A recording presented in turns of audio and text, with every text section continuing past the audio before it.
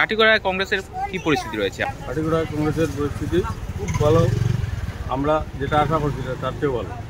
এবার কাটিগড়ার ইলেকশনটা জনগণের খেলটা, কেন দল বড় কথা নাই। এবার কাটিগড়ার মানুষে মনস্থ করে নিয়েছেন যে এবার যেহেতু ভারতবর্ষ এবার কংগ্রেস সরকার হওয়ার, অতএব কংগ্রেসের ভোট দিতা।